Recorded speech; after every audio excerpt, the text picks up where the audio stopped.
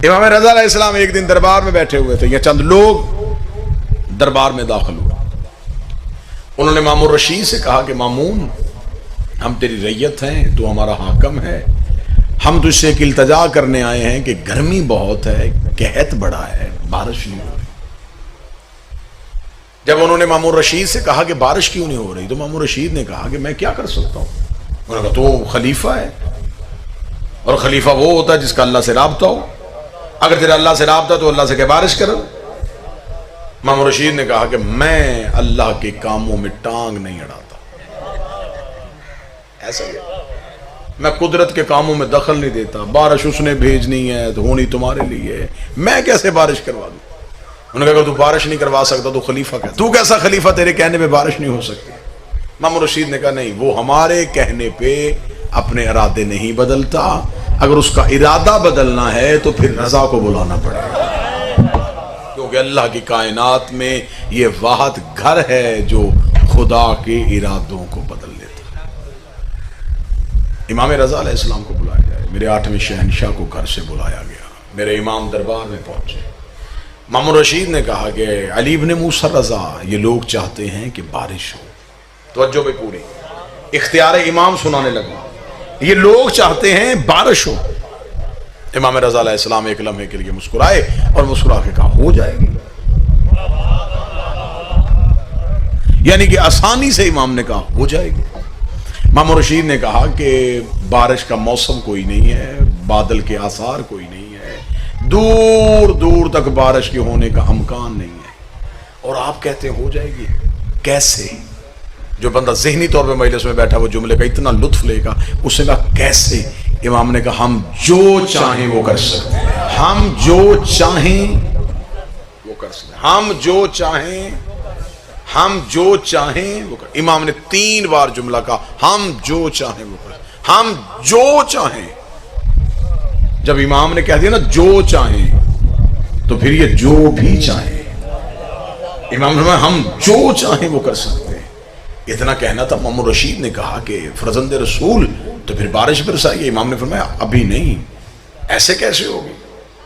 کل ساری اپنی ریت کو اکٹھا کر میدان میں، دنیا میدان میں اکٹھی ہو، پھر میں آؤں گا، بارش ہو جائے گی. یہاں پہ رک کے میں آپ سے اس کی وجہ بتانے لگا. میرے مولا تو نے وہیں بارش کیوں نہیں کی؟ وہی حکم کرتے وہی بارش ہو جاتی. آپ نے یہ کیوں کہا کہ کل لوگوں کو اکٹھا کر؟ ہر دور کی امامت ایک غدیر کا میدان ضرور سجاتی ہے، تاکہ میدان سجے اور ہماری امامت اور ہمارے تصرف کا زمانے کو پتہ چل سکے. امام نے کل میدان سجا، لوگوں کو بلا. اعلان ہو گیا جی کہ کل میدان میں آئیں گے امام رضا، بارش کریں گے.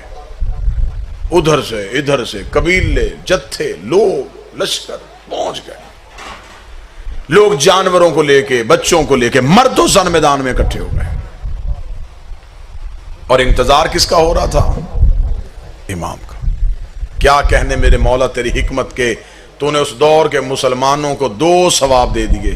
ایک حجت کی زیارت کر رہے تھے، ایک حجت کا انتظار کر رہے تھے. امام وقت کا انتظار ہو رہا تھا. میدان میں کھڑے دیکھ رہے تھے کہاں سے مولا آئیں گے، ادھر سے مولا آئیں گے، ادھر سے مولا آئیں گے. تھوڑی دیر بعد رخ سے پردہ ہٹا، امام کا چہرہ نمایاں ہوا. کیا کہنے میرے امام تیری بادشاہت کے، سر پہ رسول والا امامہ، کاندھے پہ ابو طالب والی چادر، ذوالفقار حیدری کو حمائل کیا ہوا، حسن کا حسن چہرے پہ سجائے ہوئے، حسین کی کریمی کو آنکھوں میں لیے ہوئے، سجاد کے سجدے کا نشان ماتھے پہ لیے ہوئے، باقر کا حلم سینے پہ چھپائے ہوئے، جعفر کی صداقت زبان پہ لیے ہوئے، کاظم کی عطا کو ہاتھوں سے بانٹتے ہوئے، توحید کے تیور بدلتے ہوئے میرے امام چل رہے تھے. جہاں سے چل رہے تھے خدا کی آواز آ رہی تھی، تو جو چاہے وہ کر سکتا ہے، تو جو چاہے وہ کر سکتا ہے. بالکل مجمع امام عام میں امام پہنچ گئے. امام پہنچے، امام بالکل مجمع کے وسط میں گئے.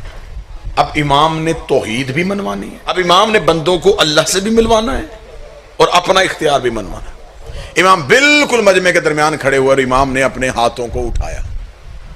کتابیں کہتے ہیں امام کے ہاتھوں کی ہتھیلیوں کی سفیدی آسمان کی طرف، اور امام نے بار الہ تجھے میری امامت کا واسطہ،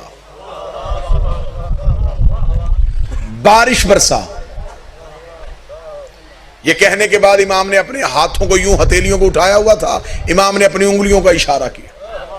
کتابیں کہتی ہیں انگلیوں کے ساتھ بادل کے ٹکڑے چلنے شروع ہوئے, قوم کے سر پہ آ کے بادل ٹھہر گیا, بارش برسنی شروع ہوئی. اتنی تیز بارش ہوئی, پانی جل تھل ہو گیا, زمینیں بھر گئیں. جو ہی بھرنا تھا امام نے ہاتھوں کو اٹھا گا, اتنی بھیج جتنی برداشت کر سکے. رحمت والی بارش دینا, زحمت والی نہ دینا. جو ہی امام نے یوں اپنے ہاتھوں کو بند کیا, بارش وہیں کی رک گئی. بارش کا رکنا تھا, لوگوں کی آواز آئی, مرحبا رسول کا بیٹا, مرحبا علی کا بیٹا. اسے کہتے ہیں امام, اسے کہتے ہیں مولا, یہ ہے اختیار امامت. ہر طرف امام رضا کی باتیں ہونی شروع ہوئی. لوگ چلتے چلتے مامون کے دربار میں گئے. انہوں نے کہا مامون رشید اب تو تیری خلافت کا قلعہ کھل گیا ہے. امام کے کہنے پہ بارش ہو گئی, امام نے حکم دیا اور بارش آ گئی. لوگوں کے ذہن تیری حکومت سے ہٹ گئے ہیں. اس نے کہا مامون تو کچھ بھی نہیں کر سکتا, امام رضا کے پاس تو سارے اختیار ہیں. اتنی دیر ہونی, مامون کو شرمندگی محسوس ہونی شروع ہوئی.